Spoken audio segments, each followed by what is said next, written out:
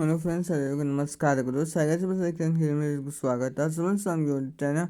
ಇವತ್ತು ವಿಡಿಯೋದಲ್ಲಿ ಗುರು ಪೌರ್ಣಿಮೆ ಯಾವಾಗ ಅಂತ ತಿಳಿಸ್ತಾ ಇದ್ದೇನೆ. ನಾವು ಯಾವ ದಿವಸ ಆಚರಣೆ ಮಾಡಬೇಕು ಹೇಗೆ ಅಂತ ತಿಳ್ಕೊಳ್ಳೋದಂತೆ. ಮೊದಲಿಗೆ ನಾನು ನಿಮಗೆ ಗುರುಪೂರ್ಣಿಮೆ ಯಾವಾಗ ಅಂತ ತಿಳಿಸ್ಕೊಡ್ಬಿಡ್ತೀನಿ. ಈ ಗುರುಪೂರ್ಣಿಮೆಯು ನಮಗೆ ಈ ಸಲ ತುಂಬಾ ಒಂದು ವಿಶೇಷವಾಗಿ ಬುಧವಾರ ಬಂದಿರುವಂಥದ್ದು. ಅಂದರೆ ಹುಣ್ಣಿಮೆಯು ನಮಗೆ 28ನೇ ತಾರೀಕು ಮಂಗಳವಾರ ಸಂಜೆ 6:18ಕ್ಕೆ ಪ್ರಾರಂಭವಾಗಿದ್ದು 29ನೇ ತಾರೀಕು ಬುಧವಾರಕ್ಕೆ ನಮಗೆ ಸಂಜೆ ಸಮಯದಲ್ಲಿ ಅದು ಮುಕ್ತಾಯವಾಗ್ತದೆ. ನಾವು ಈ ಸಲ ಗುರುಪೂರ್ಣಿಮೆ ಆಚರಣೆ ಮಾಡ್ತೇವೆ. ಇದರ ಪ್ರಯುಕ್ತವಾಗಿ ನಿಮ್ಮ ಗುರುಗಳ ಪೂಜೆಯನ್ನು ಕೂಡ ಮಾಡ್ಕೋಬೇಕು. ಅಂದರೆ ರಾಘವೇಂದ್ರ ಸ್ವಾಮಿ ಆಗಿರ್ಬೋದು, ಬಾಬಾರವರ ಪೂಜೆ ಆಗಿರ್ಬೋದು, ನಾವು ಆಚರಣೆ ಮಾಡ್ತೇವೆ. ಹಾಗೆ ವಿಶೇಷವಾಗಿರುವಂಥ ವ್ರತಗಳನ್ನು ಕೂಡ ನಾವು ಪ್ರಾರಂಭ ಮಾಡ್ತೇವೆ. ಅಂದರೆ ಬಾಬಾರವ್ರ ವ್ರತ ಆಗಿರ್ಬೋದು, ಅಂದರೆ ರಾಘವೇಂದ್ರ ಸ್ವಾಮಿ ಒಂದು ವ್ರತ ಆಗಿರ್ಬೋದು, ನಿಮಗೆ ಯಾವುದೇ ಒಂದು ಇಷ್ಟನೋ ಆ ವ್ರತವನ್ನು ಕೂಡ ನಾವು ಪ್ರಾರಂಭ ಮಾಡ್ಬೋದು. ಆದರೆ ಗುರುವಾರದಿಂದ ನಾವು ಲೆಕ್ಕಕ್ಕೆ ತೆಗೆದುಕೋಬೇಕು. ಇವತ್ತು ಈ ಸಲ ನಮಗೆ ಹುಣ್ಣಿಮೆ ಅಂದರೆ ಗುರುಪೂರ್ಣಿಮೆಯು ನಮಗೆ ಬುಧವಾರ ಬಂದಿದ್ದರಿಂದ ಬುಧವಾರದಿಂದ ಪ್ರಾರಂಭ ಮಾಡಿ ಗುರುವಾರದ ಲೆಕ್ಕ ತೆಗೆದುಕೋಬೇಕು. ಬನ್ನಿ ಪೂಜಾ ವಿಧಾನ ನೋಡಿದಂತೆ ಬಾಬಾರವ್ರ ಪೂಜೆ ತಿಳಿಸ್ತಾ ಇದ್ದೇನೆ. ಮನೆ ಮೇಲೆ ಹಳದಿ ವಸ್ತ್ರವನ್ನು ಹಾಕಿ ಬಾಬಾರನ್ನು ಪ್ರತಿಷ್ಠಾಪನೆ ಮಾಡ್ಕೊಂಡಿದ್ದೇನೆ. ಹಳದಿ ವಸ್ತ್ರವನ್ನು ಹಾಕಿದ್ದೇನೆ. ಹೂಗಳಿಂದ ಅಲಂಕಾರ ಮಾಡ್ಕೊಂಡಿದ್ದೇನೆ. ತುಳಸಿಯಿಂದ ಕೂಡ ನಾವು ಒಂದು ಅಲಂಕಾರ ಮಾಡ್ಕೋಬೇಕು. ಹಾಗೆ ಬಾಬಾರವರಿಗೆ ಒಂದು ಸಲ ನಾವು ಏರಿಸ್ಕೊಂಡು ನಾವು ಪೂಜೆಯನ್ನು ನಾವು ಪ್ರಾರಂಭ ಮಾಡಬೇಕು. ನೋಡ್ತಾ ಇರ್ಬೋದು, ಹೂಗಳಿಂದ ಅಲಂಕಾರ ಮಾಡಿದ್ದೇನೆ.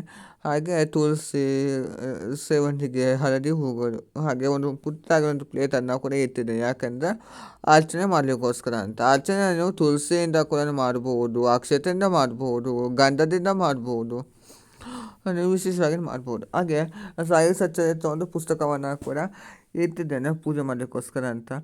ಮತ್ತು ಪ್ರಸಾದಕ್ಕೆ ಅಂತ ಅನ್ನ, ಸಾಂಬಾರು, ಪಲ್ಯ, ಹಾಗೆ ಪಾಯಸ, ಹೆಸರುಬೇಳೆ ಪಾಯಸ ಮಾಡಿದ್ದೇನೆ. ಎಲ್ಲದನ್ನು ಕೂಡ ಬಾಳೆ ಎಲೆ ಮೇಲೆ ಹಾಕಿ ಇಟ್ಟಿರುವಂಥದ್ದು.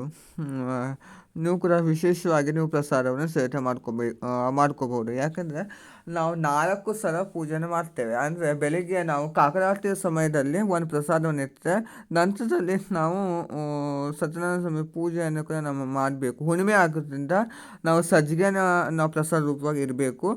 ಮಧ್ಯಾಹ್ನದ ಸಮಯದಲ್ಲಿ ಈ ಥರ ನೀವು ಅಡುಗೆನ ಮಾಡಿಕೊಂಡು ನೀವು ನೈವೇದ್ಯ ಇರಬೇಕು. ಮತ್ತು ಸಂಜೆ ಸಮಯದಲ್ಲಿ ಧೂಪಾರತಿಯ ಸಮಯದಲ್ಲಿ 2 ಸಲ ನೀವು ನೈವೇದ್ಯವನ್ನು ಇಡಬೇಕು. ನೀವು ಏನು ಮಾಡಬೇಕಂತ ಹೇಳ್ತೀರೋ ಆ ನೈವೇದ್ಯವನ್ನು ನೀವು ಸೇವನೆ ಮಾಡ್ಕೊಂಡು ಇರ್ಬೋದು. ಹಾಗೆ ರಾತ್ರಿ ಸಮಯದಲ್ಲಿ ನೀವು ಸರಳವಾಗಿ ಪ್ರಸಾದವನ್ನು ಸೇವನೆ ಮಾಡಿಕೊಂಡು ನೀವು ಪೂಜೆಯನ್ನು ಕೂಡ ಮಾಡ್ಬೋದು. ಈ ಥರ ನಾವು 5 ಸಲ ನಾವು ಪೂಜೆಯನ್ನು ಕೂಡ ನೀವು ಮಾಡ್ಬೋದು. ಇಲ್ಲಾಂದರೆ 1 ಸಲ ಕೂಡ ಮಾಡ್ಬೋದು, ಏನು ತೊಂದರೆನಿಲ್ಲ. ಇದು ಅಖಂಡ ದೀಪಾರಾಧನೆ. ನೀವು ಗೋಧಿ ಮೇಲೆ ಅಖಂಡ ದೀಪಾರಾಧನೆ ಮಾಡುವುದಾದರೆ ಈ ಒಂದು ದೀಪವನ್ನು ಕೂಡ ನೀವು ಹಚ್ಚಿರ್ಬೋದು. ಮಣ್ಣಿನ ದೀಪದಲ್ಲಿ ನಾವು ದೀಪಾರಾಧನೆ ಮಾಡಬೇಕು. ಹಾಗೆ ಹಣ್ಣುಗಳನ್ನು ಇಟ್ಟಿದ್ದೇನೆ. 2 ದೀಪವನ್ನು ಕೂಡ ಹಚ್ಚಿಟ್ಟಿದ್ದೇನೆ, ಮಣ್ಣಿನ ದೀಪ. ಯಾಕೆಂದರೆ ಬಾಬಾರವರಿಗೆ ಮಣ್ಣಿನ ದೀಪ ಅಂದರೆ ತುಂಬಾ ಇಷ್ಟ. ಸೊ ಆ ಕಾರಣಕ್ಕೆ ನಾವು ಮಣ್ಣಿನ ದೀಪವನ್ನು ಹಚ್ಚಿದ್ದೇನೆ. ಮತ್ತು ಬಾಬಾರವರಿಗೆ ದೀಪಾರಾಧನೆ ಅಂತ ಅಂದರೆ ತುಂಬಾ ಪ್ರಿಯವಾಗಿರುವಂಥದ್ದು. ನಾವು ಸಾಕಷ್ಟು ರೀತಿಯ ಒಂದು ದೀಪಾರಾಧನೆಗಳನ್ನು ಕೂಡ ನಾವು ಒಂದು ಮಾಡ್ಕೋಬಹುದು. ನಾನು ಪಂಚಾರ್ತಿಯನ್ನು ಸೇವನೆ ಮಾಡಿಕೊಂಡು ಇಟ್ಟಿದ್ದೇನೆ. ಬೆಳಗಿನ ಸಮಯದಲ್ಲಿ ನೀವು ಪಂಚಾರ್ತಿ ಮಾಡಬೇಕಾಗುತ್ತದೆ. ಹಾಗೆ ಮಧ್ಯಾಹ್ನ ಸಮಯದಲ್ಲಿ ಕೂಡ ನೀವು ಪಂಚಾರ್ತಿ ಮಾಡಬೇಕು. ಹಾಗೆ ರಾತ್ರಿ ಸಮಯದಲ್ಲಿ ಕೂಡ ನಾವು ಪಂಚಾರ್ತಿಯನ್ನೇ ಮಾಡ್ತೇವೆ. ಬೆಳಿಗ್ಗೆ 6 ಗಂಟೆಗೆ ನಾವು ಸತ್ಯನಾರಾಯಣ ಸ್ವಾಮಿ ಪೂಜೆ ಮಾಡ್ತೀವಲ್ವ, ಆವಾಗ ಮತ್ತು ಸಂಜೆ ಸಮಯದಲ್ಲಿ ಧೂಪಾರತಿಯ ಸಮಯದಲ್ಲಿ ನಾವು ಏಕಾರತಿಯನ್ನು ಮಾಡ್ತೀವಿ. ಆ ಸಮಯಗಳನ್ನು ನಾವು ನಿಮಗೆ ತಿಳಿಸ್ತಾ ಹೋಗ್ತೀನಿ ಮುಂದಿನ ಒಂದು ಹಂತದಲ್ಲಿ. ಇಷ್ಟರ ಮಟ್ಟಿಗೆ ನೀವು ಸೇವನೆ ಮಾಡಿಕೊಂಡು ನೀವು ಕಾಯನ್ನು ಒಡೆದು ಧೂಪವನ್ನು ಹಾಕಬೇಕು. ನಾವು ಪ್ರತಿ ಪೂಜೆಗೂ ಕೂಡ ನಾವು ಧೂಪವನ್ನು ಹಾಕಬೇಕು ಬಾಬಾರವ್ರದ್ದು. ಯಾಕಂದರೆ ಬಾಬಾರವ್ರಿಗೆ ಧೂಪ ಅಂದರೆ ತುಂಬಾ ಇಷ್ಟ. ಸೊ ಆ ಕಾರಣಕ್ಕೆ ಧೂಪವನ್ನು ಹಾಕಿ ಅಷ್ಟೊತ್ತನ್ನು ಮಾಡಿಕೊಂಡು ನಂತರದಲ್ಲಿ ನಾವು ಕಾಯನ್ನು ಒಡೆದು ನೈವೇದ್ಯವನ್ನು ಮಾಡಿಕೊಂಡು ನಾವು ಆರತಿಯನ್ನು ಮಾಡಬೇಕು. ಆ ಆರತಿ ಅದು ಒಂದು ಮೊಬೈಲಲ್ಲಿ ಒಂದು ಟಿ ವಿಯಲ್ಲಿ ಕೂಡ ಬರ್ತದೆ. ಅದನ್ನು ಹಾಕ್ಕೊಂಡು ನೀವು ಕೂಡ ಹೇಳ್ಕೊಳ್ತಾ ಆ ಆರತಿಯನ್ನು ನೀವು ಮಾಡ್ಬೋದು. ತುಂಬಾ ಒಂದು ವಿಶೇಷವಾಗಿ ಬಂದಿರುವಂಥ ವರ್ಷಕ್ಕೆ 1 ಸಲ ಬರುವಂಥ ಈ ಗುರುಪೌರ್ಣಿಮೆಯನ್ನು ಯಾರು ಕೂಡ ಒಂದು ಮಿಸ್ ಮಾಡ್ಕೊಳ್ಳಲು ಹೋಗಬೇಡಿ, ಎಲ್ಲರೂ ಕೂಡ ಆಚರಣೆ ಮಾಡಿ. ಹಾಗೆ ಮುಖ್ಯವಾಗಿ ನಮ್ಮ ಮನೆ ದೇವರ ಪೂಜೆನ ಕೂಡ ನಾವು ಮಾಡ್ಕೋಬೇಕು. ನಾವು ಯಾವುದೇ ಪೂಜೆ ಮಾಡಲಿ ನಾವು ಮನೆ ದೇವರನ್ನ ಮರೆತರೆ ಅದು ನಮಗೆ ಪೂಜೆ ಫಲಿಸಲ್ಲ. ಸೊ ಆ ಕಾರಣಕ್ಕೆ ನಾವು ಮೊದಲಿಗೆ ನಮ್ಮ ಮನೆ ದೇವರ ಪೂಜೆನ ಮಾಡಬೇಕು. ನಾವು ಹುಣ್ಣಿಮೆ ಆಗೋದ್ರಿಂದ ಕಲಸದ ಕಾಯನ್ನು ಬದಲಾವಣೆ ಮಾಡಲ್ಲ. ಕಲಸದ ನೀರನ್ನು ಬದಲಾವಣೆ ಮಾಡಿಕೊಂಡು ಹೊಸದಾಗಿ 5 ವೇದಲೆಯನ್ನು ಇಟ್ಟು ಅದೇ ಕಾಯನ್ನೇ ಅಂದರೆ ಅಮಾವಾಸ್ಯೆಗೆ ಇಟ್ಟಿದ್ದ ಅದೇ ಕಾಯನ್ನೇ ಶುದ್ಧಿ ಮಾಡಿಕೊಂಡು ಪುನಃ ಹಸಿರುಮುಖವನ್ನು ಹಚ್ಚಿ ಕಲಸಕ್ಕಿಟ್ಟು ಗೆಜ್ಜೆ ಹೊಸನ್ನ ಹಾಕಿ ಹೂವಿನ ಅಲಂಕಾರ ಮಾಡಿಕೊಂಡು ಪ್ರಸಾದ ರೂಪದಲ್ಲಿ ಒಂದು ಸಜ್ಜಿಗೆ ಇಟ್ಟು ನೀವು ಸರಳವಾಗಿ ಒಂದು ಹುಣ್ಣಿಮೆ ಪೂಜೆನ ಮಾಡ್ಕೋಬಹುದು.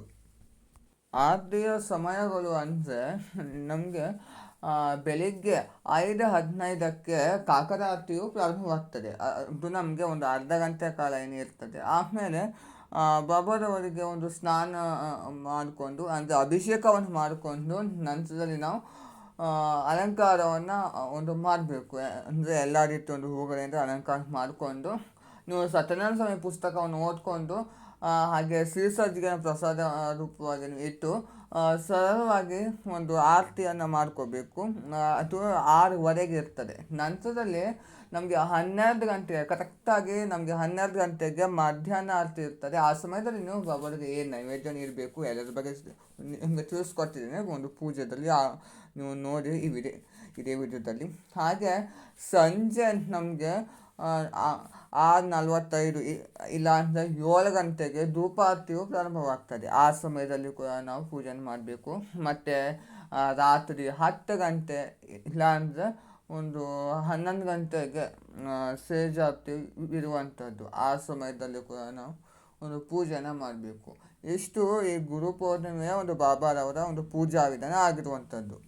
ನೋಡೋಣ ಫ್ರೆಂಡ್ಸ್, ಇವತ್ತಿನ ಈ ಒಂದು ವಿಡಿಯೋದಲ್ಲಿ ಗುರುಪೌರ್ಣಿಮೆ ಪ್ರಯುಕ್ತ ಬಾಬಾರವರ ಒಂದು ಸರಳವಾಗಿಯೇ ಒಂದು ಪೂಜಾ ವಿಧಾನ ಕೂಡ ತಿಳಿಸ್ಕೊಟ್ಟಿದ್ದೇನೆ. ಎಲ್ಲರಿಗೂ ಇಷ್ಟವಾಗಿ ಭಾವಿಸಿದ್ದೀನಿ. ಇಷ್ಟ ಲೈಕ್ ಮಾಡಿ, ಶೇರ್ ಮಾಡಿ, ಕಮೆಂಟ್ ಮಾಡಿ, ಹಾಗೆಯೇ ಒಂದು ಸಬ್ಸ್ಕ್ರೈಬ್ ಮಾಡ್ಕೊಳ್ಳಿ. ಇದೇ ರೀತಿ ನೀವು ರಾಯರ ಪೂಜೆ, ರಾಘವೇಂದ್ರ ಸ್ವಾಮಿ ಪೂಜೆಯನ್ನು ಕೂಡ ನೀವು ಮಾಡ್ಕೋಬಹುದು. Thank you.